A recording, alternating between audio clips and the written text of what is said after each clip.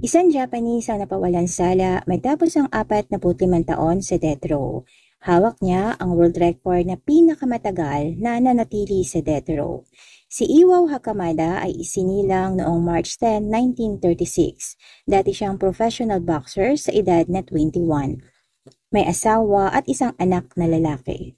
Huminto siya sa boxing na magkaroon ng injury ang kanyang tuhod at nagdesisyon na lamang na magtayo ng isang bar. Ngunit hindi siya pinalad at kalaunan ay nagsara din ito. Nagkaroon siya ng maraming utang at nagsimula na din silang magkaproblemang mag-asawa hanggang sa mauwi sa hiwalayan. 1965 na makilala niya si Fumio Hashiguchi na nag-alok sa kanya na magtrabaho sa factory na pagmamay-ari nito na gumagawa ng miso o isang uri ng seasoning sa Japan na gawa sa fermented soybeans. June 30, 1966, nilooban ang bahay ng pamilya Hashiguchi. Pinatay sa saksak ang mag-asawa at ang dalawang anak nito, saka sinunog ang bahay. Dahil sa stay-in si Hakamada at malapit lang doon ang kanyang tinutuluyan ay sinubukan din niya na maapula ang apoy. Nang dumating ang mga pulis ay sumama si Hakamada para kunan ng salaysay.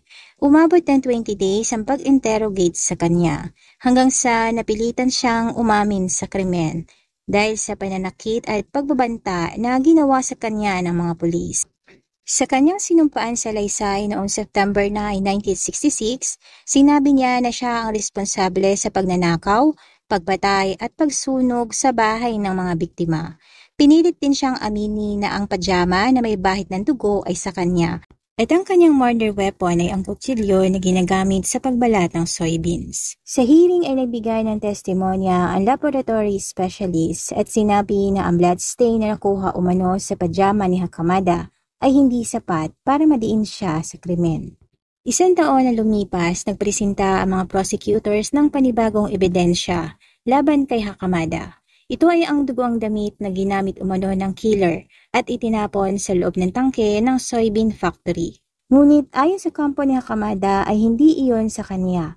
Dahil bukod sa hindi kasya ang damit, ang mantsan na dugo na nakuha ay masyado pang sariwa, samantalang 1 taon na halos ang nakalipas. Sa kabila nito ay nakulong pa rin si Hakamada at nahatulan ng death penalty noong 1968. Sa kabila ng kanyang pagbawi sa kanyang sinumpaang salaysay. March 27, 2014, pansamantalang pinalaya si Hakamada matapos ang 45 years dahil sa panibagong DNA evidence na nakita sa mga damit na nakuha sa tangke.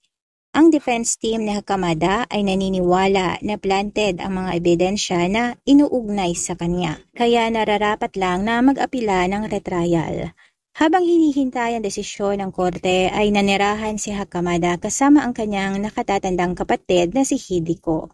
December 2020, pumayag na ang Supreme Court na litisin muli ang kaso ni Hakamada. Umabot ng 45 years na nasa death row si Hakamada. Ito ay dahil din sa pagtanggi ng Minister of Justice ng Japan na pirmahan ang kanyang death warrant dahil sa suspetsang may mali sa naging hatol sa kanya. Ngunit katulad ng ibang inmates na nasa death row ay nanatili si Hakamada sa solitary confinement o isang maliit na selda na kung saan wala siyang kasamang ibang preso.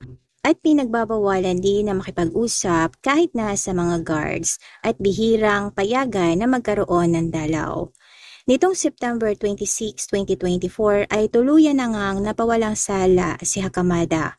56 years matapos siyang maaresto. Ayon sa Amnesty International, si Iwao Hakamada ay makakatanggap ng 200 million yen o katumbas ng halos 79.5 million pesos dahil sa maling hatol sa kanya.